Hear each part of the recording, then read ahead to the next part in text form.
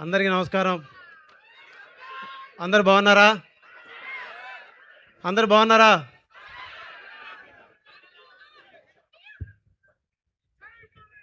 బయ్యారం నుంచి మహబూబాబాద్ వరకు మహబూబాబాద్ ట్రైన్‌లో ఎక్కి, ఖమ్మంలో దిగి, మదీనా కాలేజ్‌లో చదువుకొని, మళ్ళీ బ్యాక్ వెళ్ళి, మళ్ళీ రావడం. రోజు కాలేజ్‌కొచ్చేటప్పుడు ట్రైన్‌లో చాలా పాటలు పాడేవాడిని. చాలామంది అమ్మాయిల్ని చూసి పాడేవాడిని. చాలామంది అబ్బాయిలకి, చాలామంది అమ్మాయిల్ని పడేయడానికి చాలా కవితలు రాసేవాడిని. ఇక్కడ ఈ ఊళ్ళో పుట్టిన పాటలే, ఈ జిల్లాలో పుట్టిన పాటలే ఇవాళ రాష్ట్ర వ్యాప్తంగా మారుమోగుతున్నాయి. తెలుసా మీకు? నేను ఖమ్మం జిల్లాలో ఉన్నప్పుడు, మదీనా కాలేజీలో చదువుకున్నప్పుడు, ట్రైన్‌లో తిరిగేటప్పుడు, బస్సులో తిరిగేటప్పుడు, ఇక్కడ నుంచి రాసిన పాటలు, ఇక్కడ కంపోజ్ చేసిన పాటలన్నీ ఇవాళ రాష్ట్రమే కాదు, ఖండాంతరాలు దాటి మారుమోగుతున్నాయి. పాడుతున్నారు, డాన్సులు వేస్తున్నారు, విజిల్స్ వేస్తున్నారు.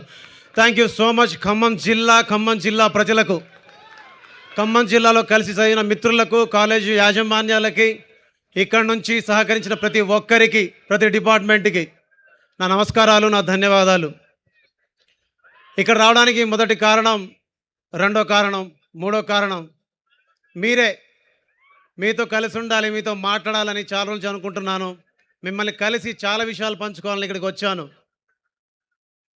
పోయిన సంవత్సరం మొత్తం గట్టిగా అయితే రోజుకు ఒక 4 గంటలు పడుకుంటే పెద్ద విషయంగా ఉండేది. లాస్ట్ 3 మంత్స్ అయితే రోజుకు 1 గంటే పడుకున్నాను. చాలామంది అడుగుతున్నారు, ఏంటి డల్ ఉన్నావు అని. డల్గా ఏం లేను, నిద్ర లేని రాత్రులతోటి గడిపేవాడిని రోజు.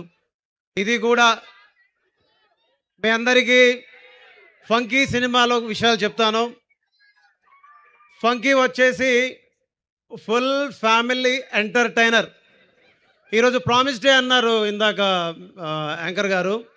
It's my promise, funky full entertainer. దీని అమ్మ ఏముందిరా సినిమా, దీని అబ్బా ఏముందిరా సినిమా, భలే ఉందిరా సినిమా, అరే నవ్వుకోవచ్చురా సినిమా. ఫ్యామిలీతో వెళ్ళొచ్చు, ఫ్రెండ్స్తో వెళ్ళొచ్చు, అమ్మ నాన్నతో వెళ్ళొచ్చు, ఎవరితోనైనా వెళ్ళొచ్చు. కలిసి వెళ్ళి సరదాగా సంతోషంగా నవ్వుకొని అరే నీ అమ్మ దవడలు నొప్పులు వస్తున్నారని, ఏం సినిమా ఇది అని చెప్పుకునే సినిమా. ఎందుకంటే నేను సినిమాను రికార్డింగ్ చేసిన వాడిని, పాటలు చేసిన వాడిని కదా.